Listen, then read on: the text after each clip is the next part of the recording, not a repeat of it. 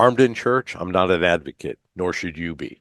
In fact, I'm not an advocate for most people being armed anywhere. And if you watch my previous video, why I'm not a fan of firearms for self-defense, you'll know exactly why this is. And if you haven't, I highly recommend that you do, maybe even before you watch this one, so that you have a more solid understanding and foundation for what I'm about to give you. In church, there are additional risks beyond the many concerns that I offered in the previous video. And you'll see that I'm even less a fan of firearms for security in churches. Stand by and I'll explain exactly why this is and give you some things that could protect your church and your congregation. It's time to join the security revolution.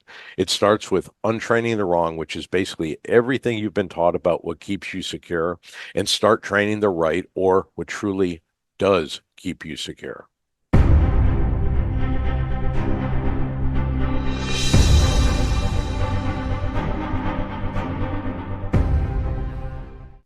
Now, firearms in church. Here's the deal. If you're okay with people carrying firearms, my recommendation is a don't ask, don't tell policy. Why is this?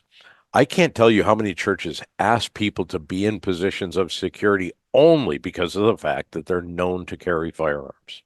If you're a church from a liability and true security perspective, this is very, very dangerous. Here's the deal. The second you commission someone to a responsibility for security and you know they carry a firearm, you are immediately responsible for ensuring that this person is not only highly skilled in shooting, but that they're highly skilled in shooting it under highly chaotic and dangerous circumstances. And even more, that they are highly skilled at making good decisions. And one more, understand the use of force laws intimately, something that's critical for making good decisions. I'll even tell you that your liability provider may consider this a disqualification. Check with your insurance carrier and know the details on how security fits in with it. Now, I'm going to go even a step further. Don't commission someone to a position of security simply because they were former law enforcement or military. It may seem to make complete sense, and in many cases it does, but not always, and definitely not automatically.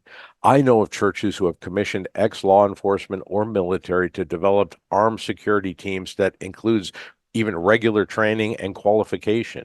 But even then, this is all under controlled environments where anyone, even those who haven't been truly tested, can qualify. Now, this is not to say that there aren't good quality programs out there. I'm simply saying that there are very, very few. What should a program like this include? Background checks that delve into experiences that show that the person in question has been tested and have proven reaction when they were tested. Proficiency skills that not only include accuracy testing, but accuracy testing when stressed, like running a mile and a half and without any rest approaching a shooting line and demonstrating accuracy under those conditions, shoot no shoot scenarios, reloading under fire using simunitions, and more. I'm not saying some of these, I'm saying all of them, or don't allow it. So, what should you do? Well, recall that I said you don't need a gun to stop a gun. In fact, you already have the most significant advantage you could have if you understand it and use it appropriately. Numbers. Develop programs that enlist people to play key roles in utilizing the advantage of your numbers as effectively as possible. This is stuff that we deliver through other courses and services. Here's the bottom line with church security. It should not be a handful of people who are entrusted to keep everyone else secure. It should be everyone in the congregation. This is critical. Let me give you a brief example. When I train churches, I always ask the question, how many of you are greeters? Inevitably, some raise their hand. My response, you should all be greeters for a whole bunch of different reasons, but primarily because if someone is there for the wrong reasons, just talking with them will reveal it within seconds of initiating conversation.